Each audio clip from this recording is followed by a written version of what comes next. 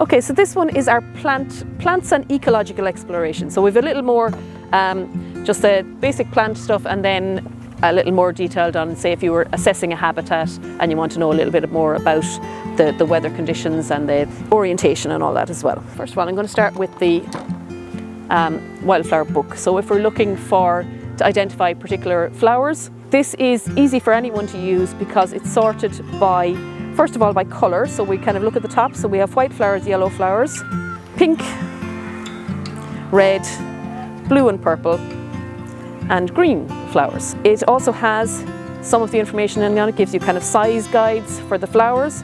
So there's a ruler built into the back cover here as well. This time of year, there's not a lot flowering, so you might be looking early spring when you're not seeing a lot of the flowers. We also have this kind of fold-out guide. This one is for woodland plants. This is handy. It's just a one page. You can identify if the flowers are out, but because it's all on one page, you can also identify by leaves often when it's not flowering. And we also have grassland plants. So we have marsh plants, and then we have these grassland plants as well. We also have, the trees and shrubs guide. So this one covers a lot of our native trees and shrubs, but also some of our most common non-native shrubs. And it's divided, colour-coded, so simple leaves, so leaves that are just kind of round or oval. Then we have lobed leaves here, so the ones that have more of a shape to them. We have pinnate leaves, which are divided, something like the ash or the elder, where it's divided into separate, kind of one stem with lots of smaller leaflets on it. And then we have our evergreen trees at the end.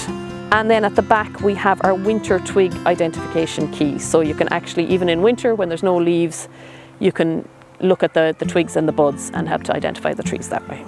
Also, just your general looking at the habitat as a whole. So habitat, we have a number of different habitats, even in the park here. We have grassland habitat, we have a number of different woodland types, we have our wetland, so we have our stream and the pond as well.